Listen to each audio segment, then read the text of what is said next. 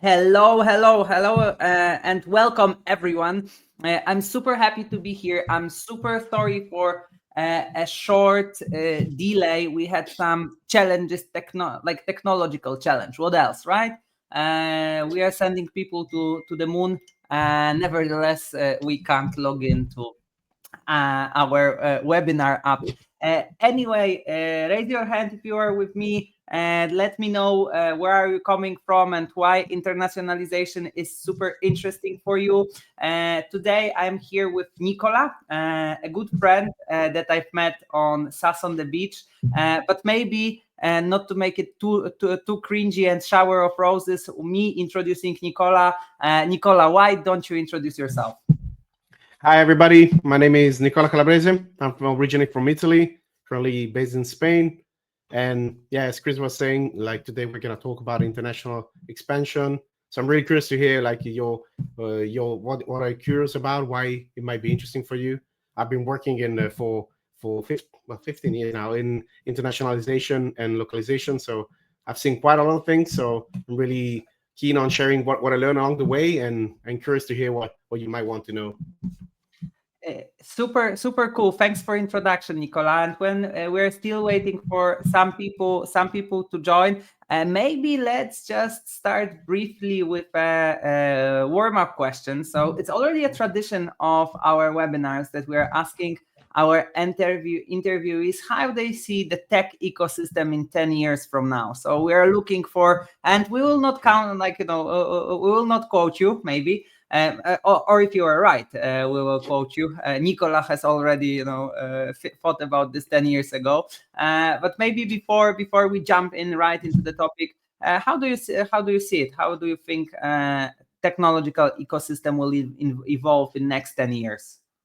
In 10 years, I think there's obviously, I mean, we cannot ignore the AI, how it's changing and how it looks. It looks is going to change a lot of things. Uh, I'm curious. I mean, I'm not 100% sure, so I wouldn't say like bet on this. And don't bet any money on what I'm going to say, but I think there might be a very different ecosystem where people are going to get used to interact with some kind of assistant or chatbot for most things. So you're going to see a lot of things happening in the backend. So the users are not really aware how things are done, I think. They're going to be more interested more and more about what they get out of it. So they focus on outcome more than actual features, for example, is going to change quite a lot. So if you're speaking with an assistant, you say, can you book a room for me on this date in this city? The user probably is not going to really care what platform is actually going to do that in the backend.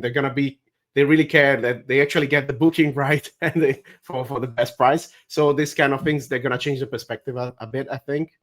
And we've And seen that. will it be a humanoid assistant, or will it be an assistant in the PC? What do you think? I think, I mean, unless somebody comes out with a different device, I'm imagining a lot of conversation with your phones. I think. I don't know if you like desktop computer are gonna be used, especially. I mean, obviously differentiating between like say consumers and like business, like so B2C and B2B. In B2C, probably is gonna be more of the phone, unless they finally make like some nice smart glasses that everybody will like to use and don't look maybe weird with the huge glasses on all the time. But yeah, in business, I think it's gonna be depending on the role. Like I can imagine like field, let's say people doing sales on the field are probably gonna use more the phone, while other people at the desk. But still, I imagine it's gonna be different. And depending on the industry, some industry are gonna go much quicker than other. Like people in tech are probably gonna use this kind of technology before this, say, manufacturing, maybe. I've heard about the necklace from OpenAI that is, hearing everything that you are saying and then it's becoming your personal assistant. But that were only gossips. So I think that is super interesting. We'll see in 10 years. We have like a Yeah. book where we are writing all those things and then, names and surnames of the people who are referring to it. The person who has who gets the most win 1 hour pricing consultation. I'm kidding. Cool, Nicola. So let's move on to your topic. So the topic of internationalization, and I mean, in the world where actually boundaries are not existing, or like maybe they're back. but yeah, they are not definitely where they were like 20, 30 years ago. I wanted to ask you, what is a good time to start thinking about internationalization, and what are the inputs that you need to gather, make sure that you have it covered while going international? So first of all, let's say I will start from when not to think about going international.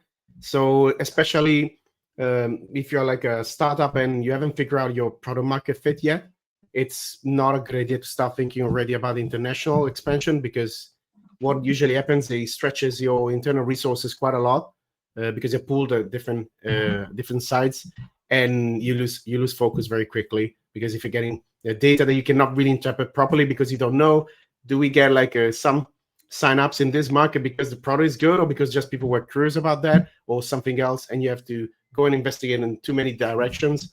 That's not great if you're a small team and with limited resources, and you're still figuring out, let's say, what you do, who you help, and how.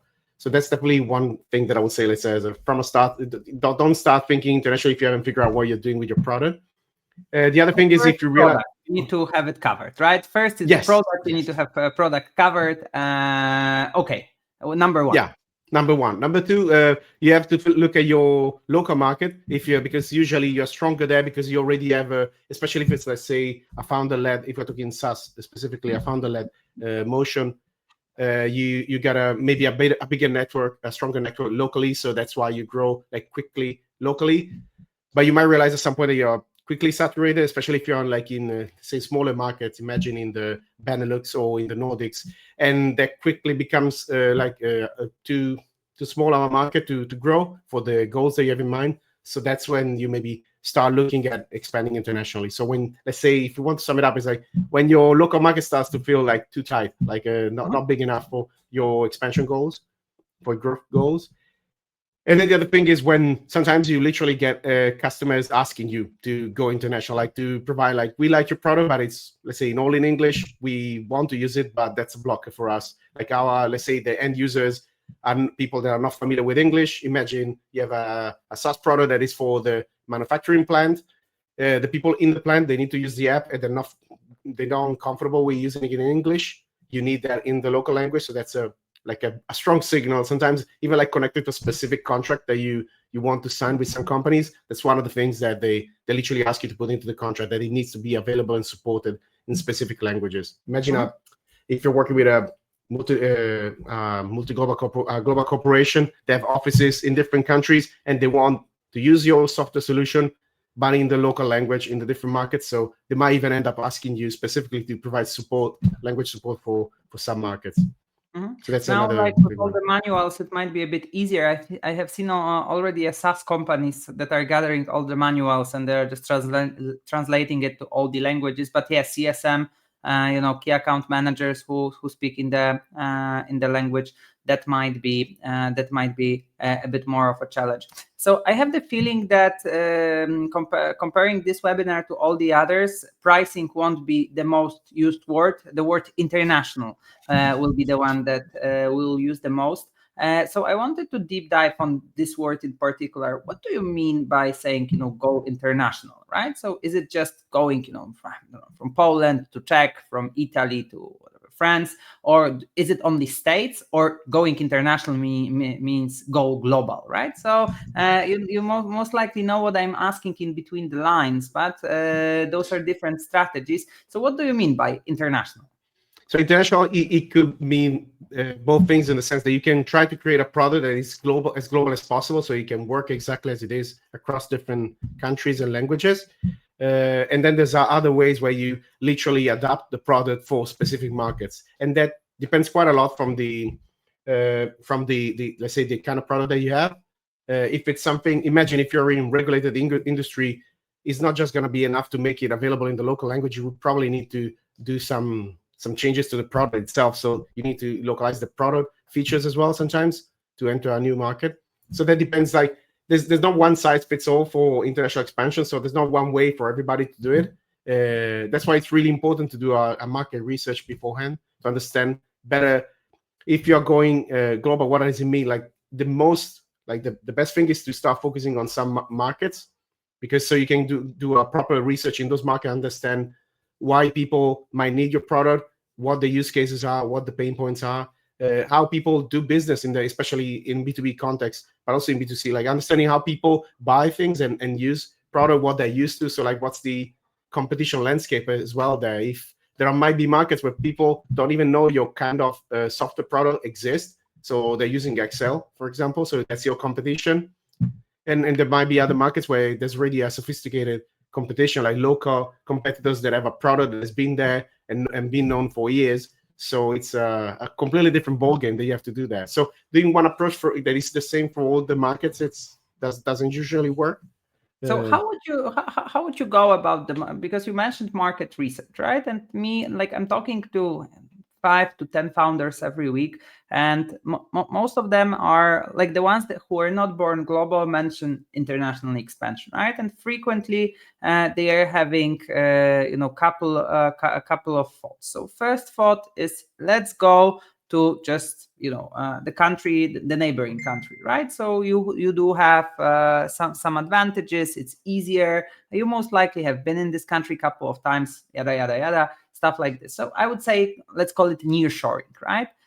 Then, of course, 80% of that, they just think about US, right? So if we go global, we go to US, and we receive the benefit of English, which basically means that we can serve also UK, we can serve like half of the world, and also we can also serve like more or less all big capitals. Nevertheless, Mile in the comments challenges this, because he's saying that 30% of users will never buy if the product is not in their language. I didn't have a chance to look at the source, but by the hyperlink I see at the end B2C, right? So I would argue here that B2C and B2B is a bit different. We'll go into there in the minute. But finishing my question, so you have this nearshoring. You would say like neighboring country. You have this US as one and only, and let's say that they have some crazy idea and that they will go somewhere in the middle because competition, for example, is not existing there, or there's a very big growing market there.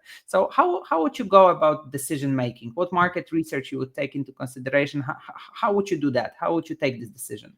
So as I said, like one of the things that is important to understand is the competitive landscape where you're going. So for example, going to the US, for a lot of software solution, there might be already like a very mature market over there. So like it's gonna be like tougher to enter there, and the acquisition cost for customers will be probably higher. And then the other thing for the US, because I get this question about the US quite a lot, and it's even though it's one country with one language, it's very like every state is different. So that as well, like is not as easy as it looks. It's not uniform. It's not homogeneous. The how people do business. Depending on the vertical that you're addressing, there might be specific areas that you want to go and focus on that rather than the whole country. And then again, presence. If you're from Europe and you don't have like a foot on the ground in the US, it's gonna be very difficult. So that is well something to take into account. Yeah. So you mentioned competitors. That's number one. You mentioned like capacity to have someone present at the market. So most likely you would take into consideration the salary, tax regulations, all of this stuff. Is there anything else when it comes to the market research that you would recommend? The infrastructure, like for example, more and more like platforms are interconnected. So understanding what's the, let's say, tech ecosystem in the country you're entering in, that includes also like let's say payment methods. So if you go into a country and you don't have the and no way to connect your product to like the favorite payment method, that's something that you need to sort out, because otherwise people will, let's say, basically churn at the checkout. So then these kind of things as well to take into account the tech ecosystem that you get in the market as well. And in your, I wanted to deep dive a bit on the people side. So in your experience, when you are going abroad, let's say it like this, do you really need someone local always, and why? And in which cases this is very handy? So this, I think here I will differentiate B2C and B2B because they can take quite different direction. In the sense, the B2C might work with nobody on the ground. If it's a digital product, there's sometimes maybe like a well, I don't say like impulse buy, but something like that. It's quick, like a quick sales cycle. The people just see an ad, they click and they sign up, they try the app, and then they pay. That might work without anybody in the market. When B2C comes in place, you need to have a very good product-led motion to make it work in the country. And still, even if it's not like the first, let's say the first touch point is not going to be with humans, let's say with people in the country, there might be at some point, let's say a customer success representative or somebody from the company that the users might want to get in touch with, or you might want to get in touch with the users. So it's like just without anybody in the country, B2C and possibly B2B with PLG might work. With let's say a complex sales cycle, especially enterprise sales, without people in the country, as far as I know, it's not going to work. Yeah, and in some cases you might even need like a physical presence, like an office. Again, it depends on the vertical. I will not. So we very like direct answers in this webinar. So this is a very direct answer. Yes, you need someone, otherwise you will fail, right? So in most of the cases, yeah, most of the cases, yes. There are outliers. Yes, we know, but most likely, those are just outliers. How about recruiting, right? So sitting in Europe, in the back of our head, we typically have this, notion of American sales guy or an American sales lady, super successful, very hands-on, very aggressive in the sales cycle, very, very good while recruiting those people. Nevertheless, we've heard like so many stories of those people are not being the ones who we needed, right? So even when I'm going to the conferences, sometimes this is like one topic, how to hire someone in US and not to lose money, because typically they people talk very good. I'm not questioning their expertise. It might be just not a good fit, right? But while recruiting them, they're very good during the recruitment cycle. They have a big CV behind them, and apparently after 6 months we have 0 closed won. And this is the stories that I've heard. Of course, I also heard successful stories, but I wanted to ask you about the process itself. So if you want to recruit a salesperson from abroad, so this person can scale the operations, how would you envision the process, number one, and what traits you should look for, right? What characteristics you should look for? Oh, okay. Specifically on hiring salespeople, I don't think I'll be the expert for this. Mm-hmm. I think one of the things that I've seen that it made the difference is to have somebody in the, say, headquarter. If you're not sending somebody straight from the headquarter in the market, to be there mm-hmm.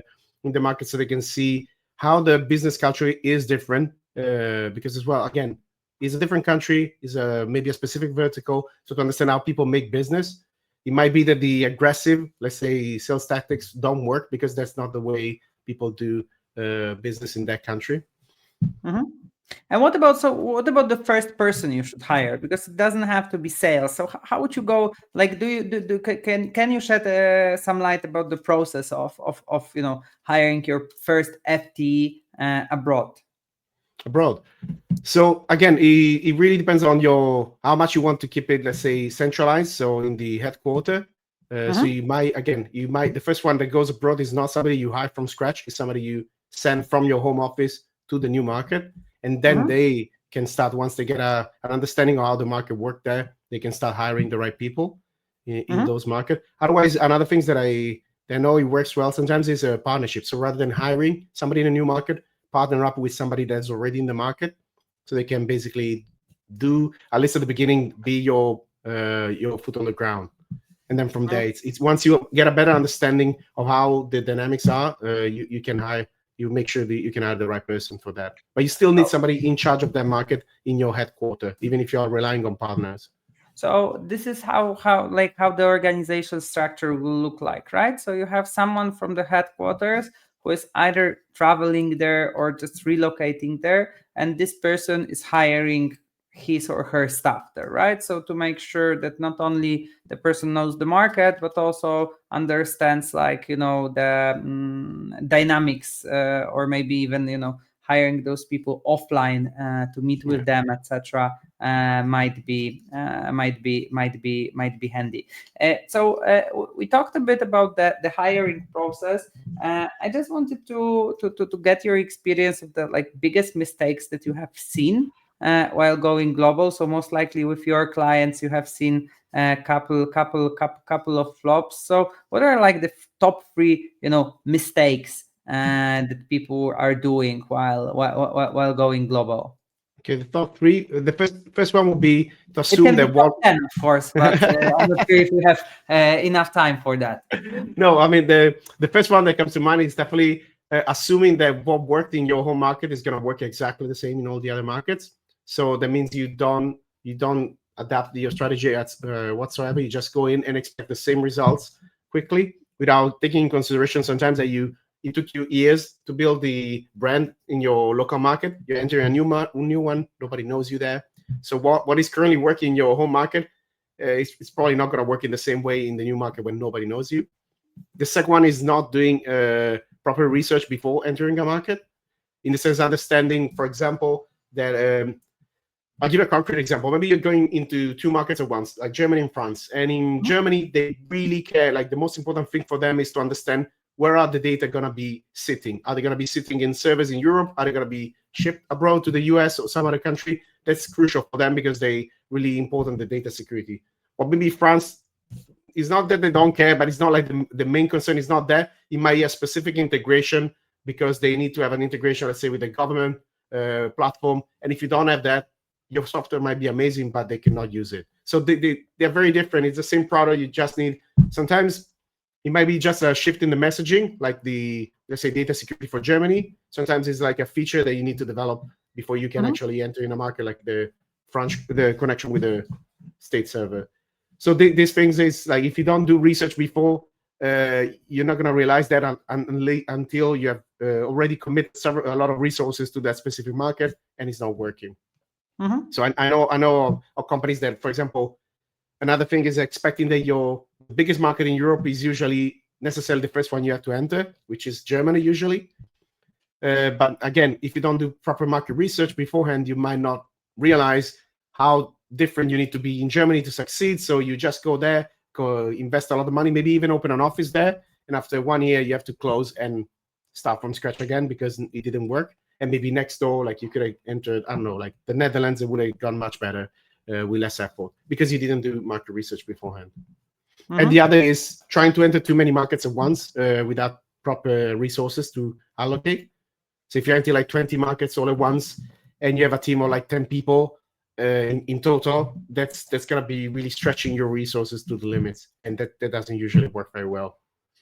Understand, but let me then challenge the last one a bit, right? So I have a B2C client nowadays, and we are working on it's a SaaS client. We are working about international strategy. So like we target we target, I think, France for multiple reasons as a one market that we want to enter.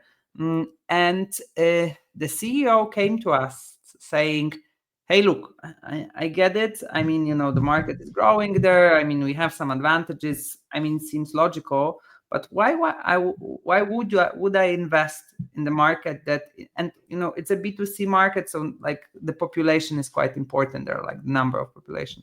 Why would I invest in this market while I could easily translate platform to English and then be then present or have a capacity to be present in UK, US, India, etc., and also in every capital, because let's just say it as let's simplify it, and that I will find audience in every capital, in every country that speaks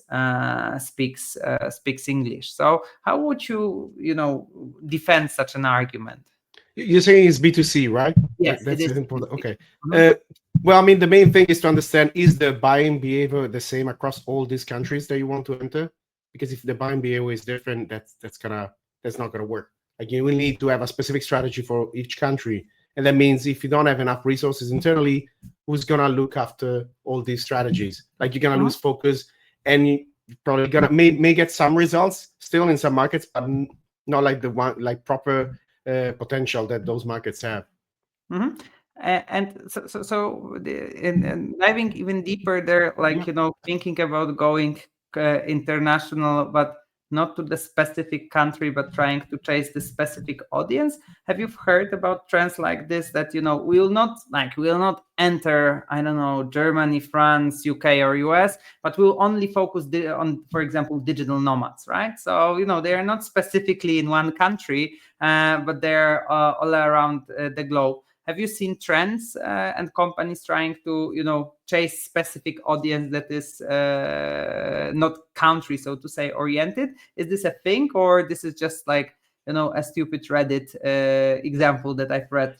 I mean, with digital nomads in particular, they tend to have like I've seen that, and I have a specific example in mind of like health insurance for digital nomads. The thing is, like, you can still see in their communication that they are US centric, because when they talk about like the kind of services that they provide and the kind of exceptions is always like when you're flying back to the US or when you're going. So if I see that, it doesn't resonate as well as if you're from the US. So there's still some element of like localization in the sense of addressing to a specific audience. It might work again because it's such a niche audience that in general, maybe you're hitting 80% of the pain points that they have. So they're still going to make a buy, and there's maybe not a lot of competition yet. I'm not an expert in like the digital nomads market, but it might be that there's not too much competition yet for your kind of product. So if you're addressing that, they see it's for digital nomads, even if it's not 100% like a match with what I need, it's still better than the generic solution that doesn't take into account the digital nomad lifestyle. Yeah, but I'm not sure how big it is. To be honest, I'm not sure how big it is. Yeah. Understood, right? But what I mean is that, while thinking going international, going abroad, whatsoever, you don't necessarily need to have a country in your mind, right? You can have a target group that is distributed among different countries, right? So this is like the thing that I was observing lately. With a couple of startups that I was working, and I was wondering if you also experience and digital nomads is just an example, easy to make here. But while saying that this is the trend, I've observed. Are there any trends or hot markets that you currently see? Lately, especially with AI evolution nowadays. Do you see any hot takes, hot trends that we should follow while thinking about internationalization? I think like one of the things that I'm already seeing that, but it's gonna be more and more a company thinking that they can go international, like make the product and communication available with a click. So obviously they can use LLMs to translate everything instantaneously.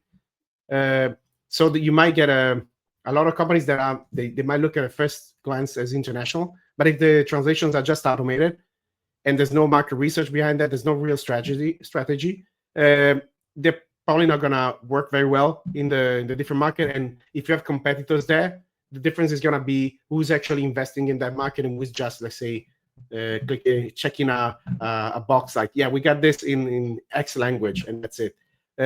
Users actually notice that, and in some market you might still get by, like especially underserved market, they might still appreciate the effort of making it available in their language because they usually just have to do with English. But I'm sure like if the quality is not great of the user experience, they're gonna revert back to English or to another platform fairly quickly, because if it's difficult to use the product, they're not gonna like that. And so the difference is gonna be, I think there's gonna be more and more companies available multilingual, but the difference is gonna be who's actually doing a proper localization for their market, like adapting the messaging, making sure the experience is good, and who's just gonna do it like quickly to see if anything sticks. Mm-hmm. So, what are the like market research tactics that you would recommend? To going beyond just being multilingual, because I'm 100% with you that language localization, being multilingual, is a commodity right now. Right? Of course, you can have it like 95% ready, you can have 100% ready. Still, I'm super surprised when I'm looking at websites in different languages, and then like the landing page is in English, but then you go, I don't know, nitty gritty, like you just go deeper into the website, and every time you need to switch the language. I'm like, come on, guys, I've switched it for the first time for English. Really, I mean, please save the burden on my side. But beyond language, like user experience, what you've mentioned, value communication, which is like tightly connected to my topic, which is pricing. But how would you go about it? What market research you would deploy to be ready? You need to have in mind also compliance. If you do need to be compliant with specific laws, imagine, for example, coming from the US to the EU, there's a lot of privacy laws that don't exist in the US that you have to comply with. And you mentioned pricing, it is one of the elements as well. Like the pricing sensibility is quite different in different markets. So you might lose money by applying the same price across the board. So it might make sense. And as I said before as well, the payment methods as well. The way people buy things changes quite a lot. And in B2B specifically, understanding the dynamics of the market. So in some markets, personal relationships are key. In other markets, maybe they rely more on, let's say, referral and testimonials. So understanding how it works, how people make business in that country, it's crucial. And in the vertical, because they might change as well. In different verticals, there might be different ways to do that. So funny, and not maybe not funny. It's interesting that you mentioned, of course, pricing. So shedding a bit of light on that, there was like a beautiful research conducted by Paddle that at least you need to have like the currency, like good currency for the specific country, right? So I mean, if you're going to Poland, go with zloty, Polish PLN. If you are going to whenever you are going US USD, then I don't know, Germany euro. I mean, don't treat Germans with USDs. Why? If they're paying in euros, that's number one, and this is like the smallest one. Then number two, you mentioned like the payment method. So very important. People churn if they don't know the payment method or they don't seem like confident in the payment method. And then number three is, of course, the willingness to pay per se. I'm not sure if I've seen, but the OpenAI cut their prices in half for Indian market, right? Yeah. So they decided, or they've realized that the willingness to pay for their product is a bit lower in India, which means that they need to cut it. So that's quite interesting. So yeah, pricing. I'm totally with you. Super important. So going back to our the topic of our webinar, so doing it fully or step by step. I have the feeling that you're pushing a bit for doing it step by step. Correct me if I'm wrong. But have you seen any cases where actually doing it fully all at once was a better option, was more successful? Now, I can tell you, like this company that started, like let's say with globa, and then they decided where to refocus their resources. For example, imagine like Canva went into, I think, like 200 markets or all at once, and they decided where to focus after the initial launch. That really depends as well. Like if you have the resources to do something like that. Again, if you're a startup with like 10 people and bootstrapped, it's very unlikely that you're gonna be successful like that. It's just gonna strain you quite a lot. So that's why I usually recommend to do market research first and focus on the markets, because we focus mostly on B2B as well. So that's as well, like most of the time you need somebody in the market as well, like either as a first point of contact or as a contact after the initial, let's say, product interaction. Because there's gonna be questions, doubts. Again, if your competitor has people on the ground and you don't, that sometimes puts you at a competitive disadvantage. What are the typical signs that you see that companies failing, right? So we're talking about doing it right, but sometimes we're pushing money, we're pushing our budgets towards marketing, and we just promise ourselves yeah, I mean, it's going to be incremental effort. And, we're going to spend additional 100K and then everyone will start buying it, right? So, how to protect yourself from strategies or thinking like that. And what are the signals that you are doing something wrong beyond not But having clients, right? That's obvious. so, I mean, I think in general, if you, right, for example, one of the things that if you can enter more than one market at once, not like 20, but maybe you enter two, because you do have resources for that, that allows you to kind of compare. You see the progress that you make in the different markets. If one is doing very well very quickly and the other is taking a bit to grow, you can see if there's something that needs to be adjusted. Might be the messaging, might be some specific feature that you're missing, or some specific integration that you're not addressing. Mm-hmm. But the other thing is to have, as usual, like to have a goal. So to have a realistic goal, so you cannot expect your entering a new market getting the same results that you're getting like after 5-10 years in your home market. But at least have some goals and decide when things are not going well, when to pull out. So because there might be cases where for whatever reason it's not the right time, it's not the right market, so you have to put in place like a plan. If we don't reach this by this time, maybe we should consider like pulling out of this market, And because otherwise pulling out, are you sure, are you sure about that? Because what I've been thinking, let's imagine that Value Ships was born global, Mhm. but yeah, we're active mostly in Europe. But we do have some clients from US, and then I mean, I couldn't imagine that I can't imagine that I would have spent I don't know, 300K or on market or 1 million on market entry. I'm failing and then I'm just pulling out, right? Do I leave this, .com domain or all the messaging, or I just completely wipe it out and restart in land, 1, 2, 3, 3 years? How would it work? Well, I mean, I cannot give you like a general advice for everything because it depends on the company situation. Because you might decide that not now, but there's gonna be a time, depending why. If you understand why you're failing, it's not going that well in that market. If it's maybe we need to have an office with people there, we cannot do that yet. So maybe we reassess, and in a couple of years we go at it again.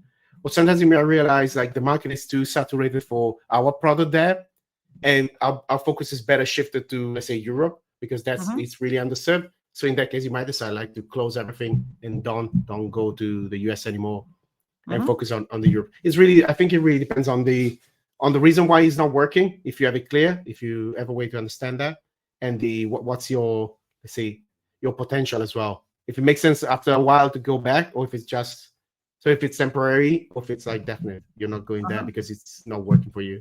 But the current effort, would you delete it, or would you just leave it? You had your website translated to 3 languages, for example. I mean, those 2 languages are not performing at all. So would you just leave it and come back to it at some time, or would you just wipe it out?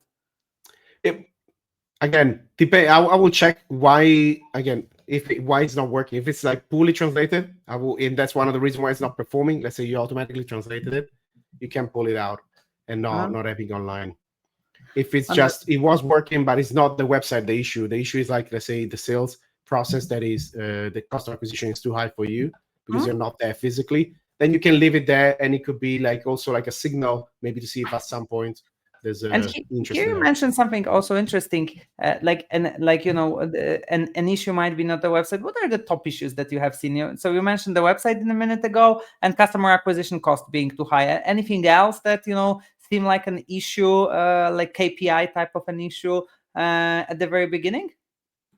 Well, I mean, as I think I said that before as well, if you don't have like some key integration that you need to have, or some it's not clear in your communication that you're compliant with specific laws that are in the market that are not global. Yeah, Those I just think from the business perspective, because customer acquisition cost being too high, super relevant. LTV, I mean, being much lower. People converting to lowest plan instead of the middle, or not using enough in the usage times. Are there any signals that are the most common when you're working with your clients, right?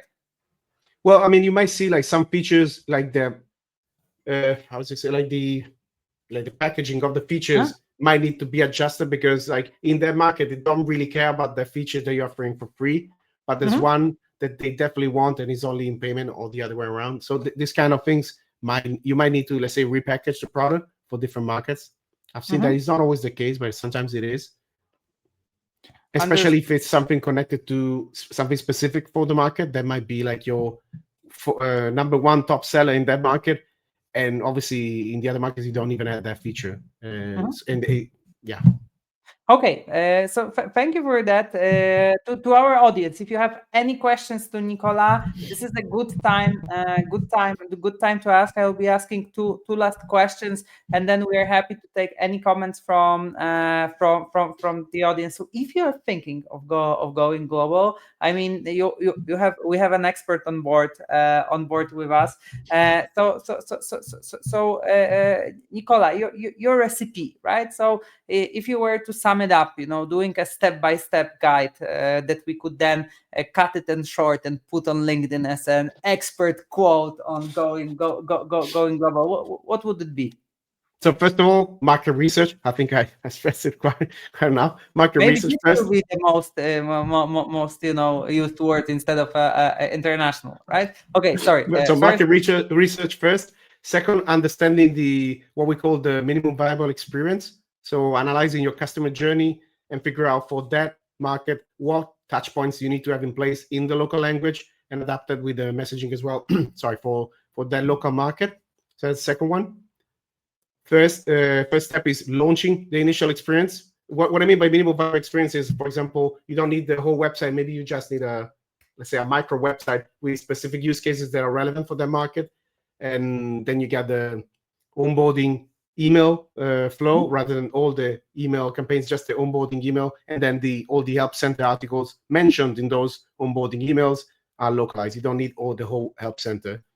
And that means that you can start with let's say a smaller experience and then build on top of that when you see start seeing results. And also because otherwise it's impossible to tackle that all at once. So first, market research. Second, minimum viable experience. Then you launch that and you analyze the data and you double down on that. So you see what's working, what's not. If you're launching in more than one market, again, not 50, possibly like a couple of markets, testing and see what's working in one market, what is not in another. And then build on top of that. So keep in mind, have like some KPIs that you're tracking, which are not special KPI, are usually the same KPIs you will track in your home market. So like the conversion visits, cost of acquisition, lifetime value, you track all that, and then you improve on the experience as you go along. That's why it's important that you have somebody who's owner of that market, because there's somebody who's going to look for the data and going to give a direction to what we need to do more or what we need to do less in that market. So these 3 steps. Yeah. Research, minimum viable experience, launch, and then analyze. And Nicola, could you please shed, because you of course have been doing this for quite a while. Can you shed a bit of light on your expertise and on your services that you are offering to other companies? Yeah. So what we do basically, we help companies grow by leveraging multilingual content. What it means, we help our companies understand. First of all, understanding what's the minimum viable experience if they're going international, and then localize that for them and following it, like matching it afterwards if you want to build on top of that. Or in cases where they're already international, but they're not really happy about the language operations. So that means how they translate and localize content. We can help them restructure that, set up automation integrations, and then manage it for them afterwards. Understood. And who are your clients the most frequently? Is it the B2B SaaS startups, or is it like someone else? And yeah, it's usually B2B SaaS companies and tech companies, but usually B2B, because there's different dynamics, as I said, with B2C. With B2C, it's more marketing / ads type of strategy, right? Correct me if I'm wrong, but yeah, it tends to be like a shorter sales cycle compared to like in the B2B. Sometimes you need, let's say, to convince more people, and it takes longer than maybe some product. B2C product might be like a quicker buy, let's say. Ultimately it's more predictable with just Meta ads or Google ads or whatever ads you are using. Okay, I don't see any question. Then Nicola, and thank you very much. Thank you for having me. And thank you for all the insights. I think we got very punchy 3 steps approach how to go global. Most likely the answer is like you should do it step by step. As long as you're not sleeping on the pile of cash, then you could give it a try. Thank you very much for being with us. My name is Krzysztof Szyszkiewicz. I go by Chris, part of a value ships working on pricing, and I was also super happy to see that pricing is an important part of going global while thinking about your audience. Thank you very much, and I hope to see you on SaaS on the Beach 2026. This is Yeah, you will. You will. Have a good one. Bye bye. Bye bye.